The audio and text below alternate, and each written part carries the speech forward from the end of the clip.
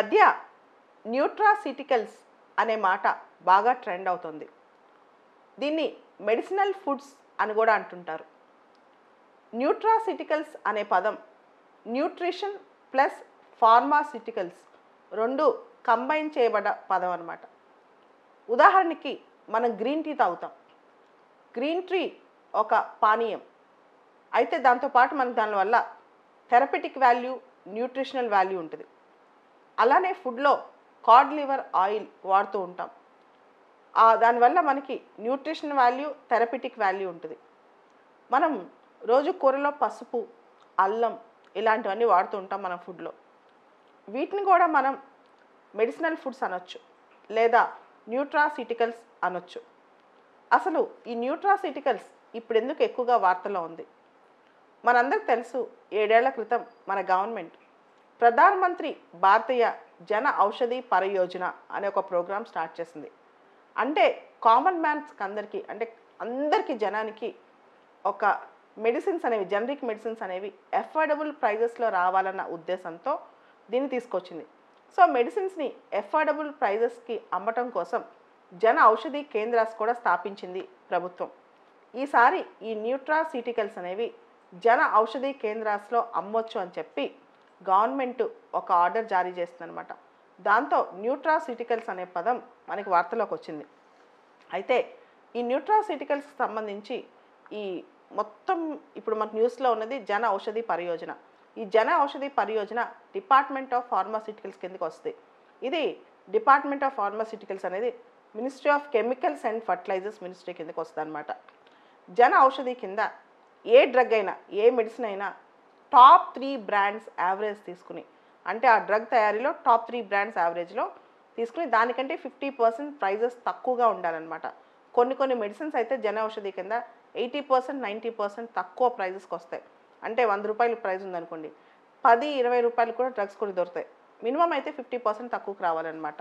So ఈ nutraceuticals కూడా తక్కువ ప్రైజెస్కి మనకి దొరుకుతాయి ఇప్పుడు జన ఔషధి కేంద్రాల్లో.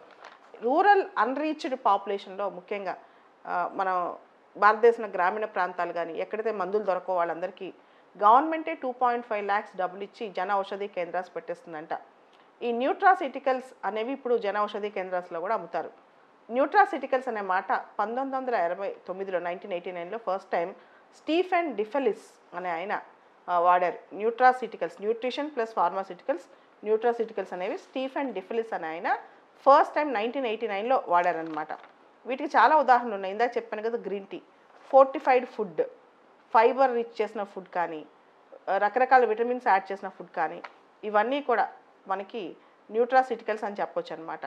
సో బాగా కరెక్ట్గా చెప్పాలంటే మన ఇండియన్ వే ఆఫ్ ఫుడ్, భారతీయ ఆహార విధానం కూడా న్యూట్రాసిటికలే అని చెప్పొచ్చు.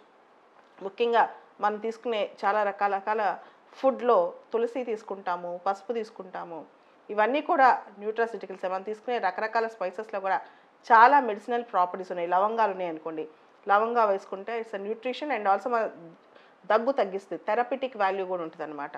సో ఈ న్యూట్రాసిటికల్స్ వాడటం వల్ల మన హెల్త్ ఇంప్రూవ్ అవుతుంది, థెరపెటిక్ వాల్యూ ఉంటుంది, ఏజింగ్ మన ముసలితనాన్ని తగ్గిస్తుంది, మన లైఫ్ ఎక్స్పెక్టెన్సీ పెంచుద్ది, చిన్న జబ్బులు రాయమవుతుంటాయి, క్రానిక్ డిసీజెస్ కూడా నెమ్మదిగా ప్రివెంట్ చేయొచ్చు, అవన్నీ ఉంటాయి అనమాట. అయితే న్యూట్రాసిటికల్స్లో ఉన్న ఛాలెంజెస్ ఏంటంటే ఫార్మాసిటికల్స్ లాగా న్యూట్రాసిటికల్స్కి పేటెంట్స్ ఉండవు. కాబట్టి దీనివల్ల భవిష్యత్తులో చాలా ఇబ్బందులు తలెత్తవచ్చు. ఇప్పుడు ఫార్మాసిటికల్స్ అనుకోండి, డ్రగ్స్ అనుకోండి, దానికి పేటెంట్స్ ఉంటాయి. కానీ న్యూట్రాసిటికల్స్కి పేటెంట్ అనేది కొంచెం కష్టమైన పని అనమాట. ఈ న్యూట్రాసిటికల్స్ సంబంధించి గవర్నమెంట్ రెగ్యులేషన్ కానీ, గవర్నమెంట్ ఒక శాంక్షన్స్ కానీ ఇలాంటివి ఏమీ లేవన్నమాట. తర్వాత ఈ న్యూట్రాసిటికల్స్ ఎక్కువగా వాడటం వల్ల కూడా దానివల్ల ఉపయోగం మనకు ఉండకపోవచ్చు. కొంతమంది ఉంటారు, వాళ్ళు ఫలానా అది పనిచేస్తుంది, తులసి దీనికి పనిచేస్తుంది, లేకపోతే లవంగాలు దీనికి పనిచేస్తాయి, పసుపు ఇలా అని విపరీతంగా వాడతారు. దానివల్ల కూడా అవి కౌంటర్ ప్రొడక్ట్ అవుతాయి కొన్నిసార్లు. అయితే న్యూట్రాసిటికల్స్ అనేవి they are the products other than nutrition, they are also useful as medicine. Exact definition చెప్పాలంటే అంటే అవి ఫుడ్ ప్రోడక్ట్స్ మాత్రమే కాదు, అవి న్యూట్రిషన్ మాత్రమే కాదు, మెడిసినల్ ప్రాపర్టీస్ కూడా ఉంటాయన్నమాట.